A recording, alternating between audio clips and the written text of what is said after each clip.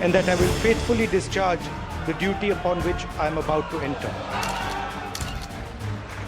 The Election Commission was doing what they wanted. I mean, the entire campaign was structured so Mr. Modi could, do his thing across the country. States where they were weak were designed differently than states where they were strong.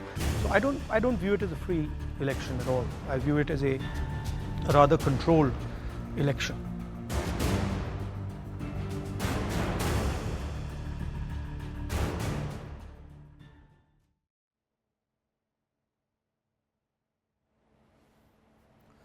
तो राहुल गांधी को चीन पर यकीन है लेकिन खुद पर नहीं है क्या? नमस्कार, मैं हूं विकास भदौरिया। आप देख रहे हैं खबर पक्की है।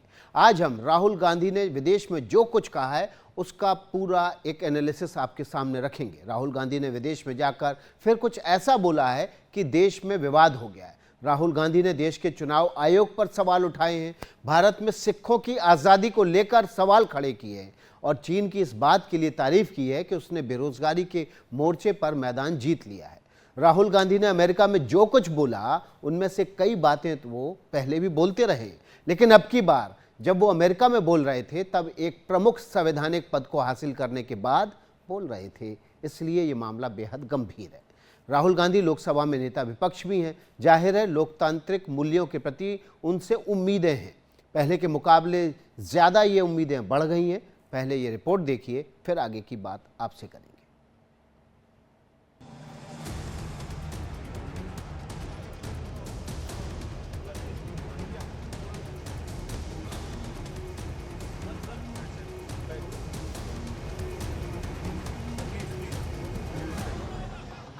2024 के लोकसभा चुनाव में एक खास बात हुई। 10 साल बाद देश को नेता विपक्ष मिला।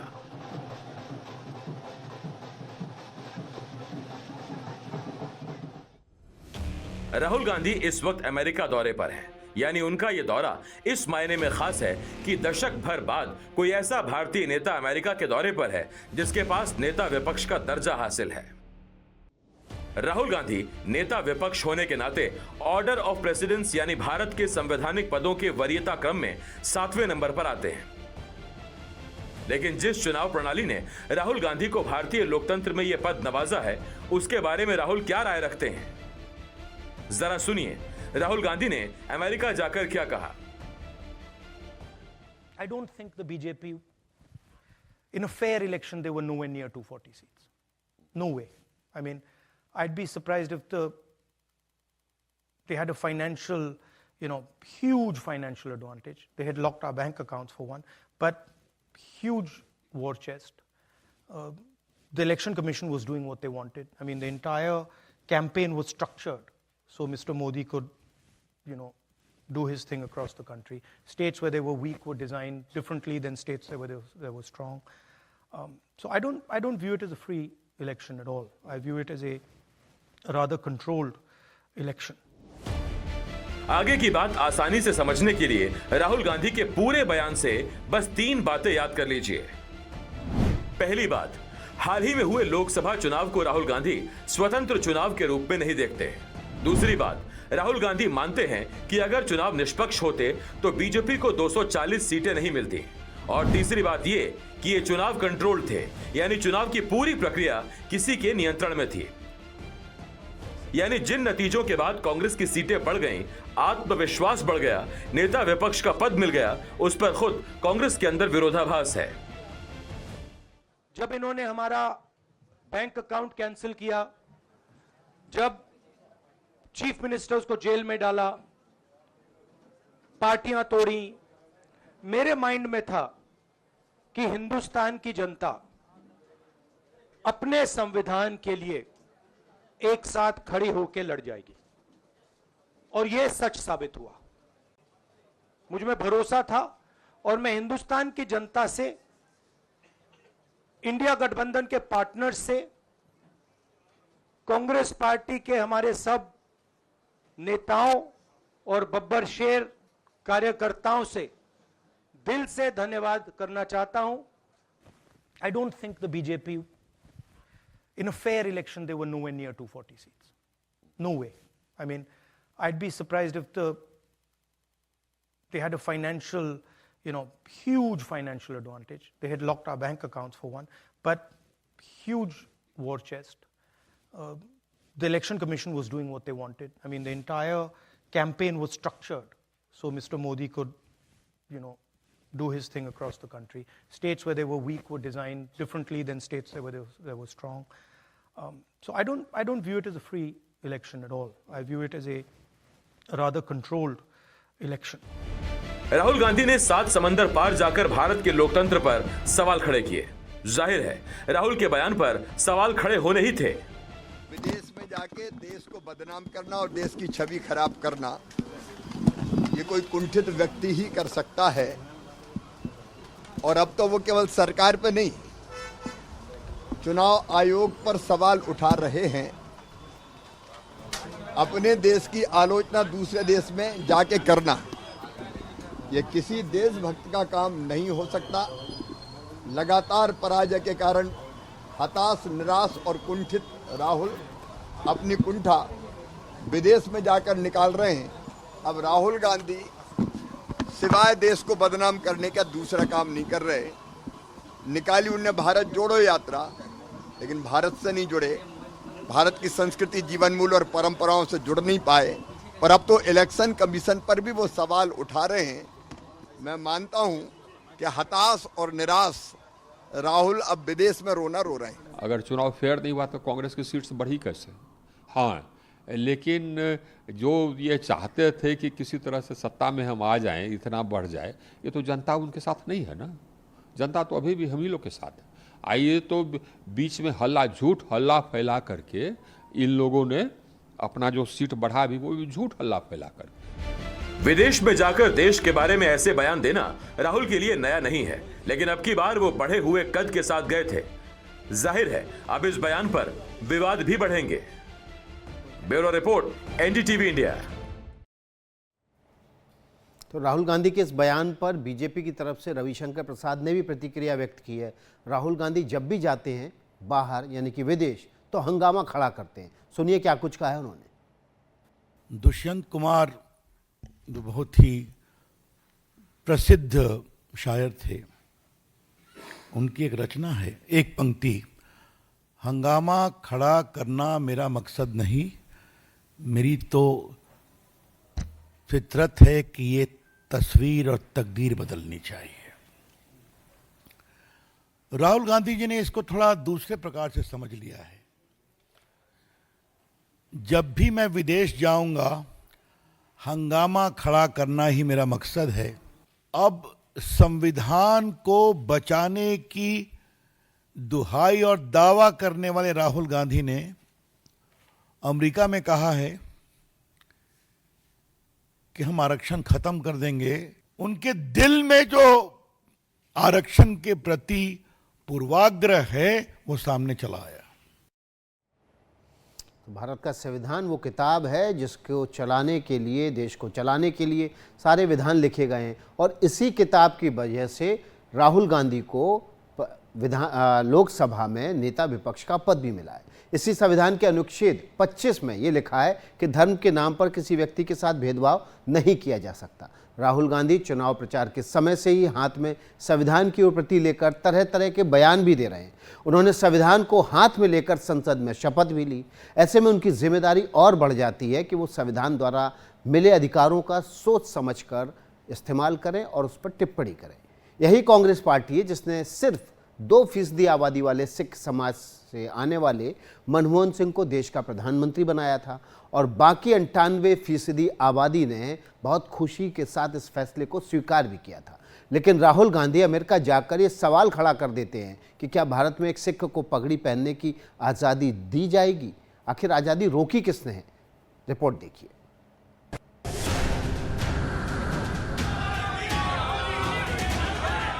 अमेरिका के वर्जीनिया में राहुल गांधी ने सिखों को लेकर जो बयान दिया उस पर सबसे ज्यादा विवाद हो रहा है।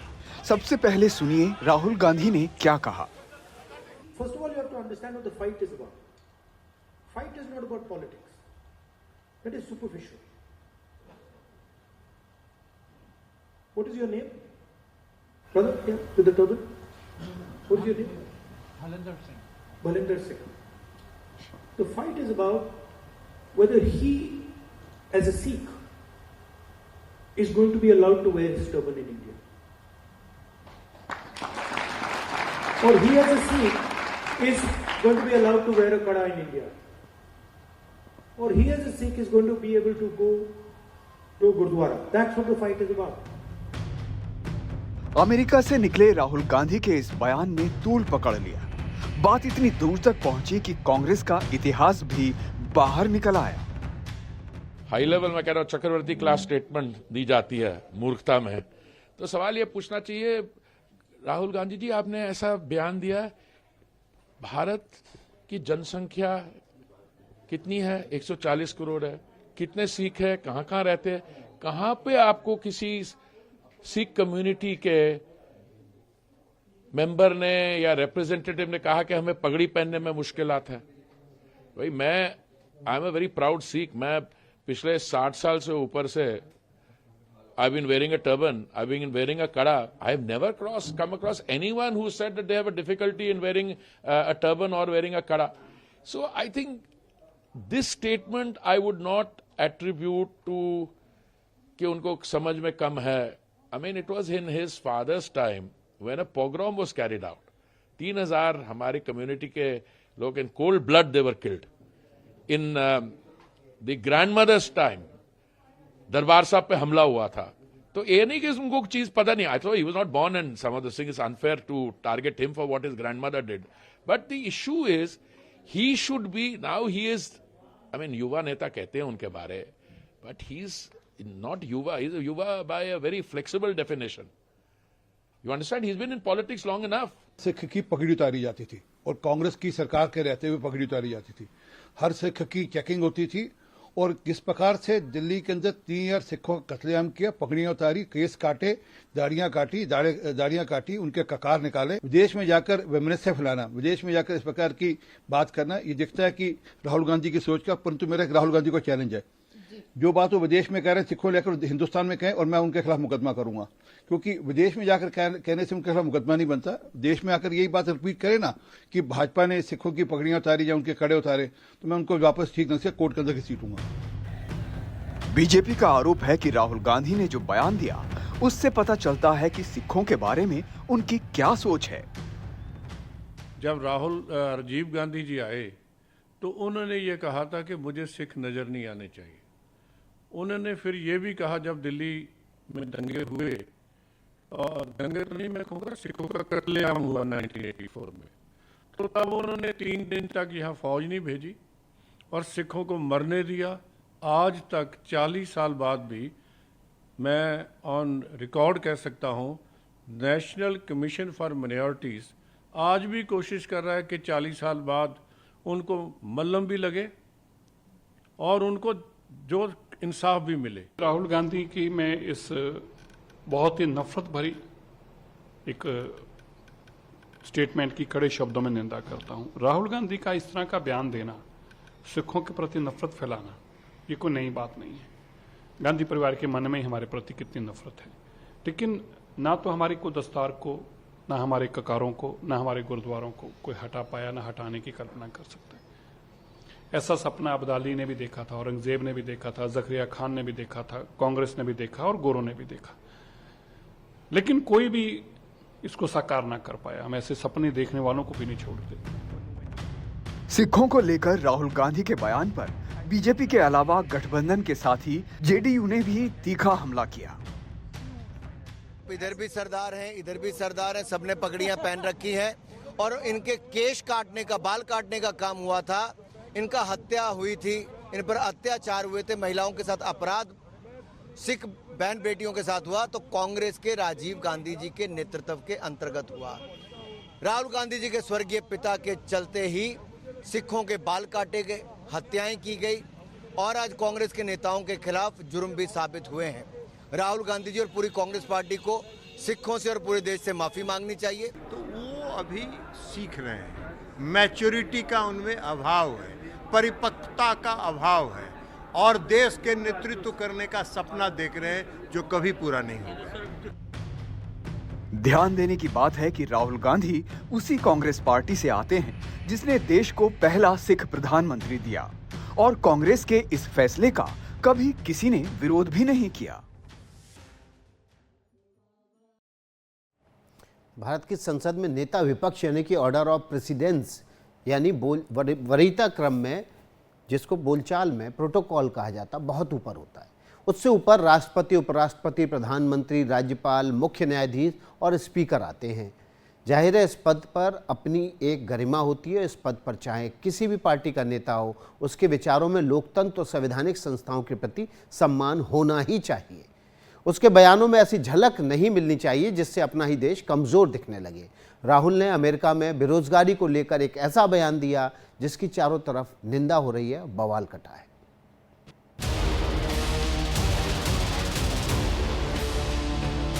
चीन पर राहुल गांधी ने पहले भी बोला है, लेकिन इस बार अमेरिका में बोले और ऐसे बोले कि चारों तरफ से फंस गए। So what has happened? The West, America, Europe, India has given up on the idea of production and they've handed it to China. The act of production creates jobs. What we do, what the Americans do, what the West does, is we organize consumption. चीन को बेरोजगारी जैसी समस्याओं का सामना नहीं करना पड़ रहा है, लेकिन हकीकत क्या है? क्या वाकई चीन बेरोजगारी की समस्या से दूर है? हकीकत यह है कि जुलाई में चीन में 16 से 24 साल के युवाओं के लिए बेरोजगारी दर 17.1% की नई ऊंचाई पर पहुंच गई। दिसंबर 2023 में यह आंकड़ा 14.9% था, जबकि साल 2002 से 2009 तक चीन में बेरोजगारी दर 4.2% थी। राहुल गांधी डबल डिजिट की पार्टी है। वो सिर्फ और सिर्फ लोगों को भी आपस में लड़ाने का काम करते हैं। उनको मज़ा इस बात से आता है कि देश को अगर कुछ नुकसान होता है तभी वो बाहर जाके चीन की बैटिंग करते हैं और भारत के बारे में झूठ फैलाते हैं। दुख की बात यह है कि आज हमारा विपक्ष कंस्ट्रक्टिव विपक्ष नहीं है। वो भारत को हानि भी पहुंचा सकता है अपने राजनीतिक फायदे के लिए। देश की जनता को ऐसे विपक्ष से डर है और देश की जनता ऐसे विपक्ष से सचेत है कि ये कोई भी कॉन्स्पिरेसी देश के खिलाफ फैला सकते हैं। पर सच्चाई की बात यह है कि आज देश का गरीब, SC, ST, OBC प्रधानमंत्री नरेंद्र मोदी जी के साथ में है और विपक्ष की इतनी कॉन्स्पिरेसीज के बावजूद देश की जनता प्रधानमंत्री नरेंद्र मोदी, BJP और NDA के साथ खड़ी है। केंद्रीय मंत्री गिरिराज सिंह ने इस बात पर आपत्ति जताई कि राहुल गांधी दुश्मन देशों की तारीफ क्यों कर रहे हैं। जो कांग्रेस पार्टी आजादी के बाद से तुष्टीकरण की राजनीति की, सिखों का कत्लेआम किया और वो आज पाठ पढ़ाने चले हैं, तो मेरे यहाँ कहावत है, जो अज्ञानी ज़्यादा होते हैं वो अपने ज्ञान का प्रदर्शन ज़्यादा करते हैं। यही राहुल गांधी है। ये तो हुई विवादों की बात। अमेरिका में राहुल गांधी ने ऐसे बयान भी दिए जिस पर वो कार्यक्रम के बीच ही फंसते दिखे। Sorry, it's not India Alliance. That's a BJP framing. It's India Alliance. What's the last word stand for? What does the A stand Alliance. for at the end? So wouldn't it be redundant to say India No, Alliance? it's not. Because it's not. Because the whole idea of the alliance was to put across to the people of India that India is being attacked. अभी छोटा सा break ले रहे हैं, break के बाद फौरन हाजिर होंगे।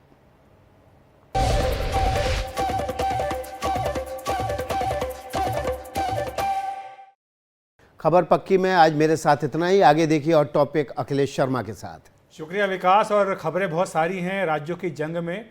आपको बता दें कि बीजेपी की दूसरी सूची जारी हो गई, तो हम इसी पर विश्लेषण करेंगे। हमारे साथ खास मेहमान भी होंगे, बताएंगे कि बीजेपी की हरियाणा में क्या रणनीति है और उम्मीदवारों का चयन क्या सोच समझ करके किया गया है। लेकिन एक छोटा सा ब्रेक ले रहे हैं, ब्रेक के बाद आपके साथ वापस आएंगे राज्यों की जंग लेकर।